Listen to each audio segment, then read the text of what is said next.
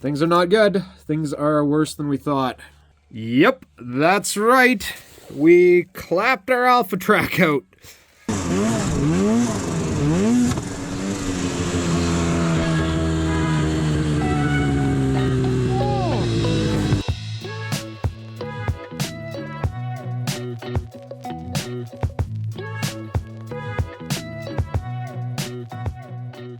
It's the first day back to the trip. Welcome! I know that you guys hit the likes that I wanted to see on that video, so I know that I can show this behind me in today's video, right? You guys like that video enough? Yeah, I know you did. That's it. It's sitting right here in the garage. The Muskoka Freerider mobile. This is the 850 that got smashed up, written off. That's right. Make sure you go check out Muskoka Freerider. We are teaming up with APS on this one to see what we can do with this boost turbocharged 850 Polaris snowmobile. See if we can bring it back to life or whatever. As for us today, we got to look at the Alpha because the rear wheels fell off of it and the rail broke. So it's time for our very own Rocky Mountain damage report. Well, we actually have a bunch of damage to show off in this issue of Rocky Mountain Damage Report. The Alpha blew the rail again. So that happened just, yesterday. And we have to now take that all apart and see what happened. We'll get the Alpha unloaded, we'll pull the skid, and we'll have a good look in there.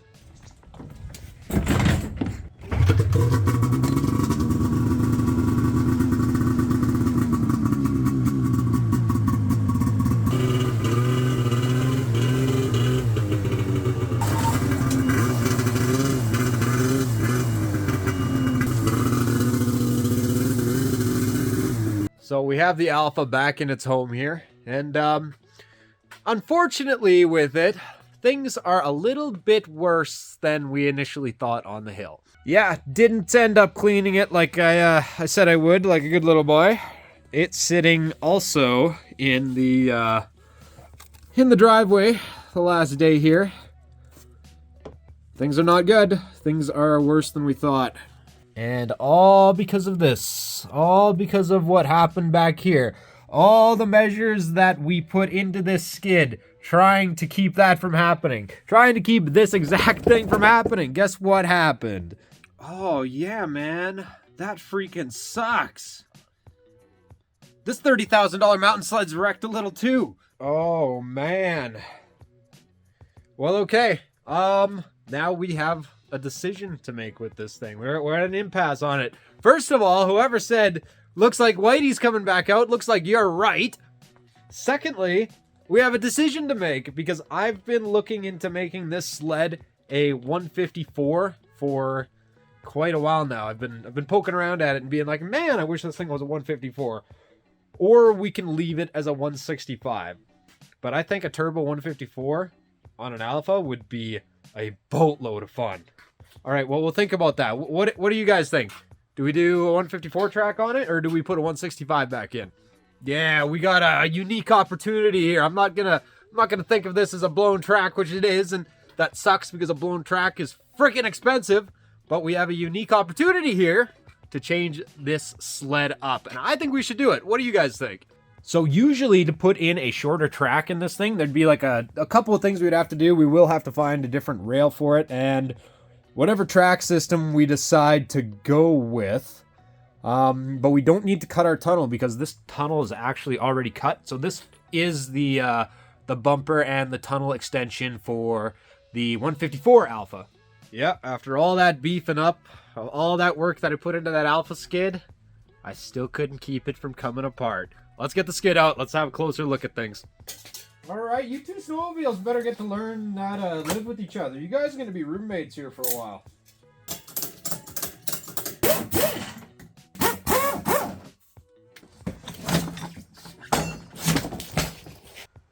Okay, let's check it out. All right, skid is out. We're going to get in here, cut off all these zip ties, and have a look at the real damage.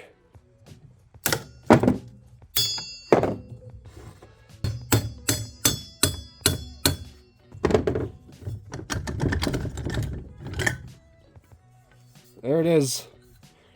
There's our failure right there. All right, so let's have a really good look here at the damage and what holds everything together here, like we always do. We investigate our failures and figure out what happened. So, we have a couple of locating rivets on this skid, and they just broke right off. This goes this way. So you can see these rivets that are right here. These would go down here. And these just, those just broke right off on me. So besides these 4 locating rivets, the only other thing that it looks like keeps this on is glue. So we're going the Polaris route with the glue, I guess. So a couple of things here. I've had a bunch of you in the last video we talked about the alpha braking, which is like just a couple days ago. A lot of people notice that I unload this thing the old-fashioned way or the cowboy way, which is drop it out of the back of your truck, and they're saying, hey, maybe that's why that's not torquing up right. Because I'm just gonna call this whole hub here like a torque bracket. That's not really, it's not really what it is, but that's what I'm gonna call it. Anyway, that whole thing wasn't meant to be pushed up. It's meant to be pushed down all the time. I'm going to try to tell you here what I'm talking about. So you can see with the shape of that, this is where the track hooks. So when this whole assembly came forward on me and ended up way up here, the back of the track, because the clip windows are now in the middle of the track, because it's an alpha, this just grabbed one of those windows. It grabbed a bunch of them actually, and it tore them out, which I actually didn't notice right away when we were initially looking at it. When this is on there, when you want to, like, when you're like either backing up or really loading and unloading it is where this is going to get it the worst. And even those bumps on the trail, like those whoops on the trail, actually really twist this like a way where it's not really secured by anything other than glue. So when you have, like when you're unloading it, you got a bunch of upward force and it has nothing to brace against, or when you're going over the whoops, even just ramping it. Because this thing is so long that the skid actually spans more than the length of the ramp. So the back wheels are on the ground before the skis, which would be way up there by the door, would even be touching the snow. So again, even just unloading it from a ramp, you'd be getting a bunch of torque that would be torquing that the wrong direction. Now, I'm not going to say that me unloading it the way I did it any favors, but I wouldn't say that was detrimental. I'd say probably just the whoops did it, because like all that holds that in there is a couple of rivets and some glue, it looks like. So this was not my original plan for the day. My original plan for the day was that I was going to take the wheels off of the torque bracket here. I was going to drill out the rivets, bend it back a little bit, just relocate this on our alpha. But I'm going to actually stop on the skid here because I could just take this rail out. We could throw a new track in it and get it welded up and we'd be good to go again. But we got a unique opportunity here to switch to something maybe a little more playful, a little funner for that turbo to move around. Let's take a little bit closer of a look at the track now. Alright, so this is probably the worst of it here, where this is probably where it first contacted. This was probably the first lug to get it. And that will be the end of that track, because we ripped right through that that rod, that fiberglass rod that sits in there. Oh yeah, there you can see it. You can see it a little bit. Those splinters sticking out right there. That is what's left of the fiberglass rod. So this is probably the first one that grabbed it. Probably the first window that grabbed it here. Yeah, it ripped that. I can feel this. This is all stretched out. Deformed that one. That clip is just, you can see the U in the clip right there, how it's a little bit lower in the middle. Skipped off this one. And it looks like it finally came to a stop right in here somewhere. Again, this Alpha does have the turbocharger, the silver turbocharger in it. The belt drive kit saved us. So we were able to change out that belt on the hill. and we didn't have to worry about a chain piling up in the chain case and causing all sorts of other problems. Because as bad as this was, as bad as this whole thing is, with a broken chain, it would have been worse. A good portion of the time when those chains break and that track is still moving, then good chunk of the time they take out the cases too. So we'd be doing chain cases, or good time to do a belt drive kit at that point, but we already got one, so we're good there. That's just how this thing is. This is more power, more pay. Basically, I don't even know what I want to do with this thing right now, so I'm just gonna leave all this stuff as is. We're gonna leave the Alpha at a standstill right now, and we're gonna decide what direction I want to go with it, because I'm not sure what direction I want to go. I'm not sure how I want to do the repair, because I'm basically at a point now where we could just toss a 165 in it and get this rail welded up and we'd be done, or we can do something fun. And I'm kind of in the mood for doing something fun. I've had a lot of people say, Matt, you just will not give up on this Alpha rail, will you? You put all the parts in it to bulletproof it, you do all the necessary repairs, and it still blows up on you, and you've blown up a few of them. And you're right, I am very patient with the Alpha rail. But right now, let's take a moment just to remember that Sean's new Polaris is back at the dealership again. And let's take this brief moment just to acknowledge and to commemorate all of the patience that Sean has had with Polaris.